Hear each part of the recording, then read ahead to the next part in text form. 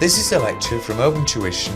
For the free lecture notes that go with this podcast, please visit opentuition.com. I'm going to go through the December 2014 Paper F5 exam, and so make sure you've got a copy of it in front of you.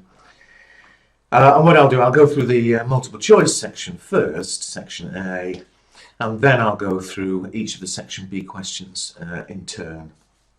But before I make a start on the multiple choice, there's a few points I want to make which are important. You've got 20 questions,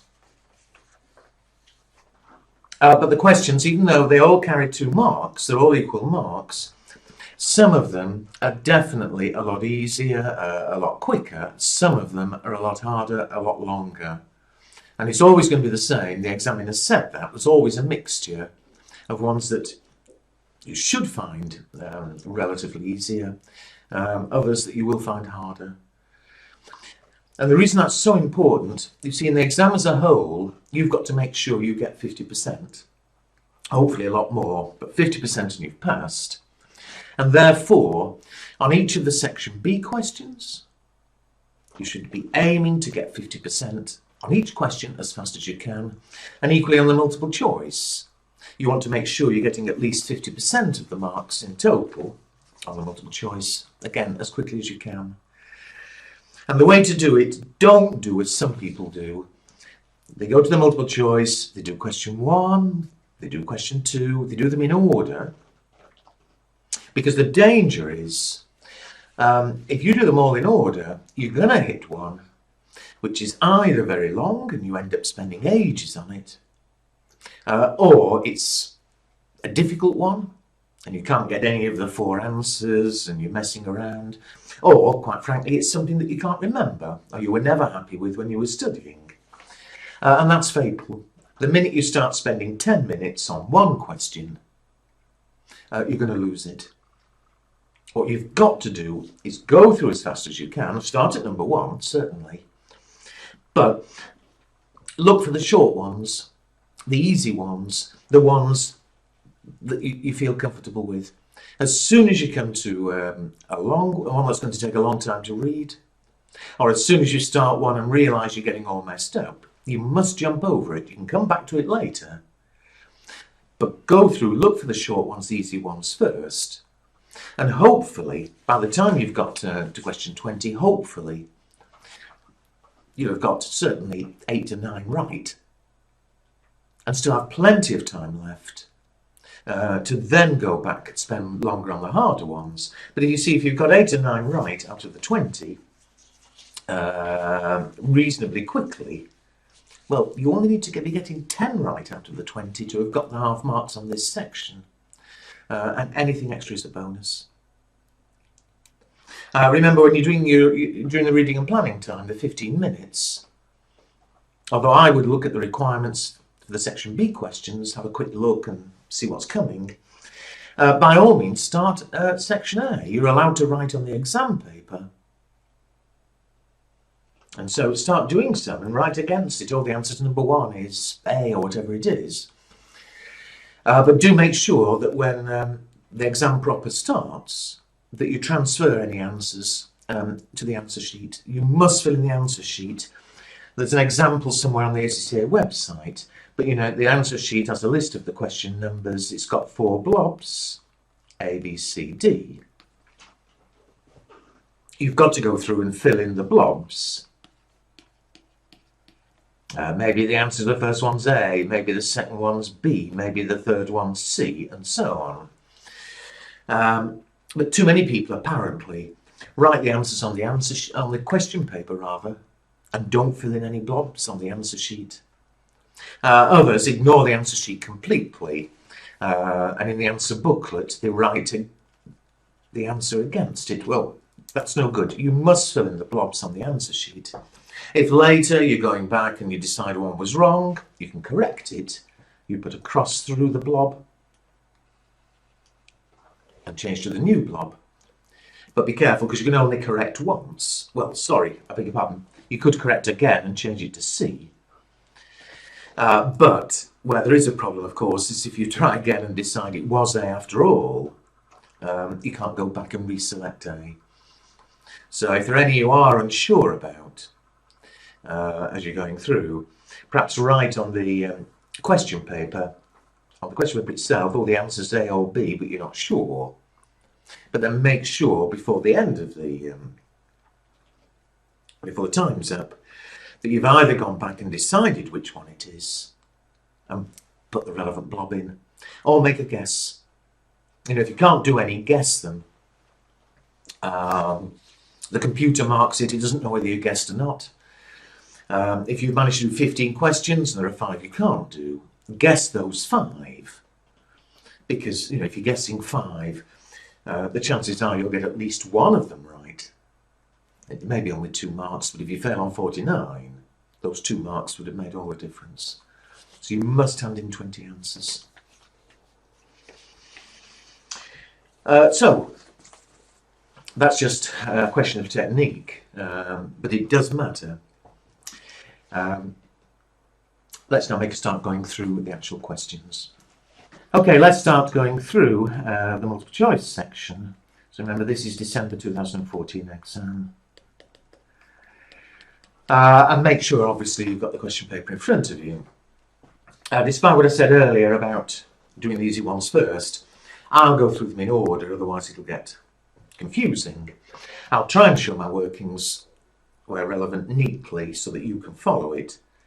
Don't waste time in the exam. Nobody looks at your workings, you know. Don't waste time being neat. Anyway, let's run through. First of all, question 1. Always look at the requirement first, the bold bit.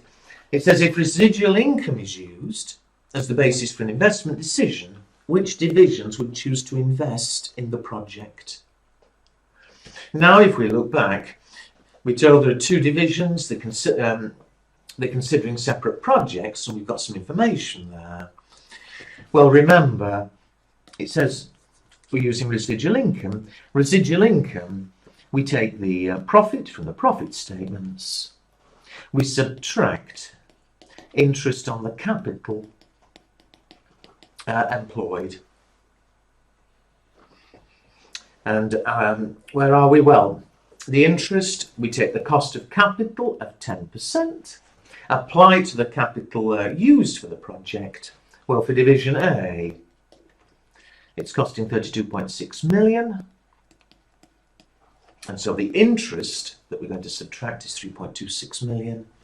For Division B, cost of capital 10%, the capital required 22.2 million. And so 2.2 million. What about the profit? We're not told the profit directly, but we are told what the sales were in each case, and we're told the operating profit margin.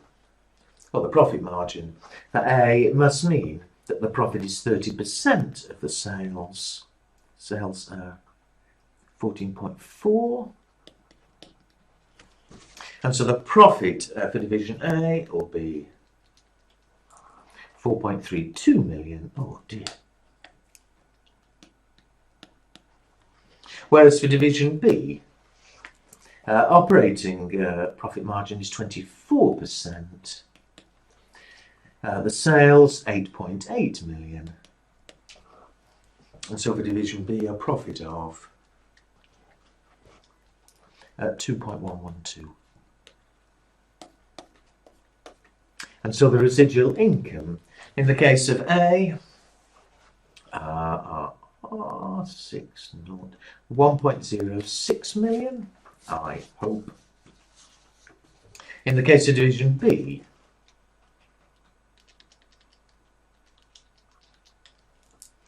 minus 0.108 million.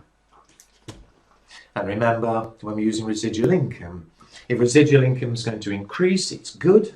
It's with A, because it's positive, it's good. Division A will invest in its project. However, Division B, because it's negative, the overall residual income would fall. B won't invest. And so the correct answer is Division A only. The correct answer is A. So, I hope they're easy enough. Incidentally, I keep saying don't waste time in the exam.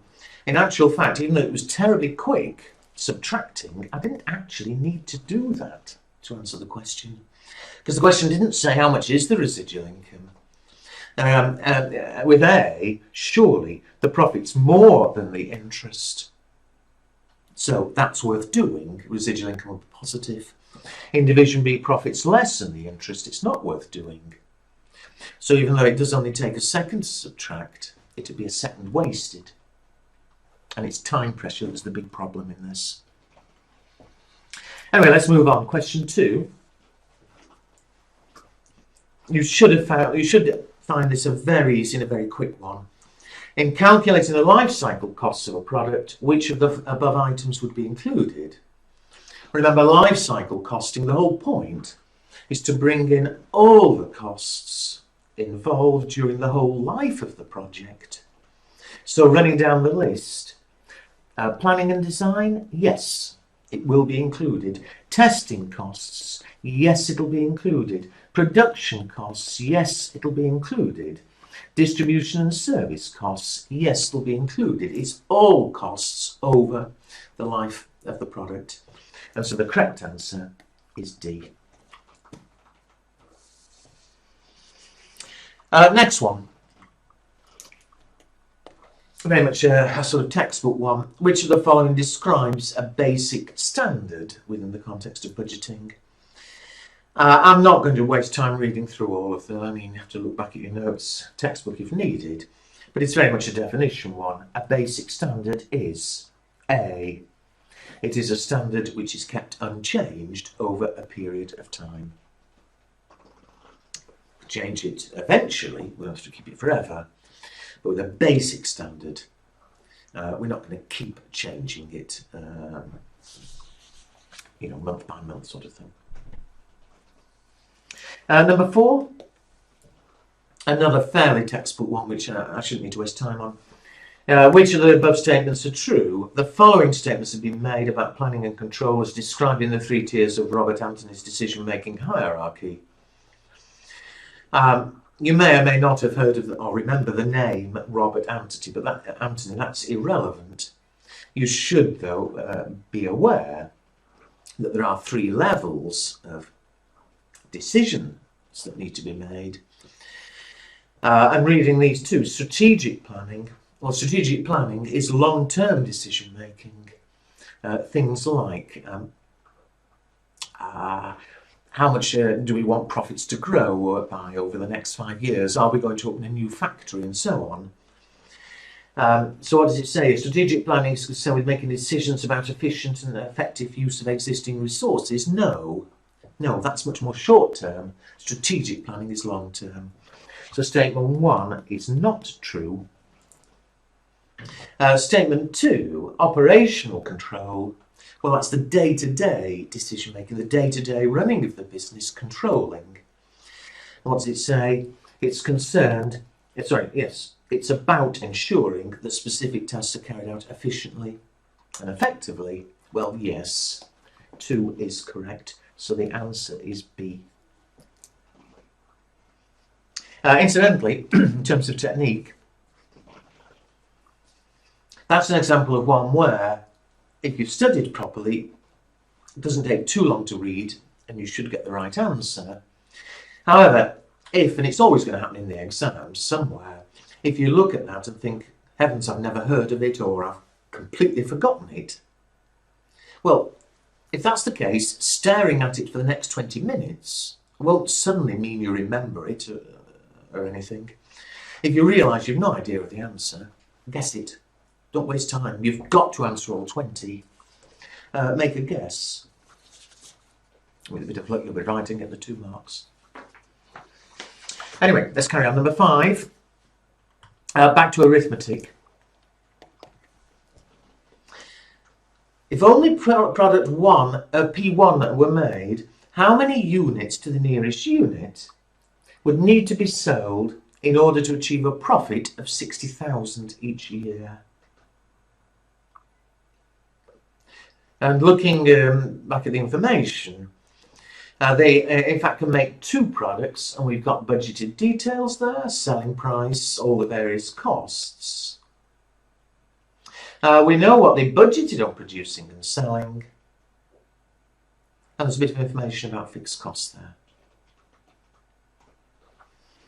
Well, if you've been practicing enough, the minute you read the requirement, it should hit you that it's a bit like break-even. You know, break-even itself, it'd be how many units do we need to sell to get zero profit. But here, same idea, how many units do we need to sell, but in order to get a profit of 60,000.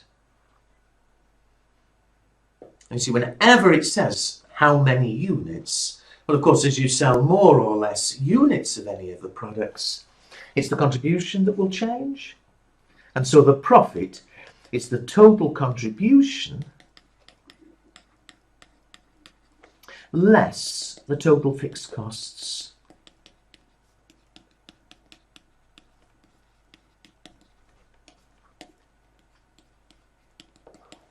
Well, we know what profit we want to end up with. We want to end up with a profit of 60,000. How are we going to achieve it? Well, the total contribution, it does say we're only making P1. So the total contribution we will make will be the number of units, which is what, remember, we're after, times the contribution per unit.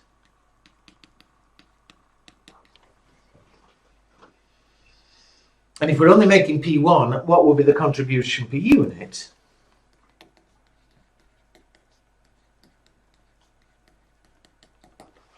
Well, remember, you get the same figure two ways. The contribution is either the sales minus the variable costs. P1 selling price, $10. The variable costs, materials, labour, variable overheads, a total of $5.60. So a contribution of $4.40. Or, and actually quicker, well, the main thing is to get it right, the alternative way of getting it, it's the profit before any fixed costs, so the profit plus the fixed costs. So the profit's $3.20, but there had been fixed costs of $1.20, again at $4.40. So it doesn't matter which way. Obviously, don't waste time doing both in the exam. So fine, we know the contribution per unit. But of course, I don't know the total contribution because it's the number of units we're trying to calculate. What about the fixed costs? Well, the budgeted details. In the budget, P1 was budgeted to have had fixed costs of $1.20 and P2 $1 per unit. And in the budget, we'd budgeted on producing 10,000 at 12.5. So surely the budget fixed costs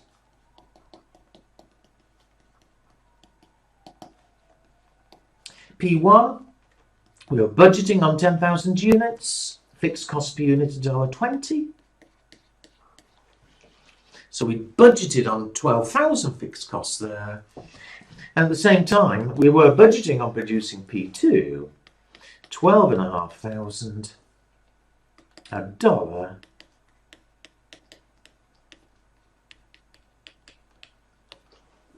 And so we were budgeting on a total for fixed costs of 24,500. And of course, by definition, if we budgeted on spending 24,500, we should spend 24,500 whatever we end up producing, whether we produce more, whether we produce less. And if it weren't for one little extra bit in this question, even though we're now deciding only to produce P1, total fixed costs for the business should remain at 24,500. However, there is that one extra line. The fixed overhead costs included in P1, they are apportionment, a share of the general overhead costs. P2, though, it also includes specific fixed overheads of 2,500. What does that mean? It means that total we had of 24,500, 2,500 of that relates specifically to P2 and will only occur if we make P2. Here we're not in fact going to make P2. If we don't make P2, then that 2,500 will be saved. It's only the remainder, the general overheads, that would still occur whatever happens. So given we're not making P2, it means the fixed overheads in total will be 22,000, I hope. And now we can go back and finish. We know the profit is 60,000. We now know the fixed overheads are going to be 22,000. And therefore, the total contribution will be 82,000. And of course, now we've got it. The 82,000, it must be the units, however many units we make, times $4.40. So the number of units must be 80,000 divided by, not 80, was it 82? Sorry. It's the trouble, we're going up and down. Yeah, 82. Which is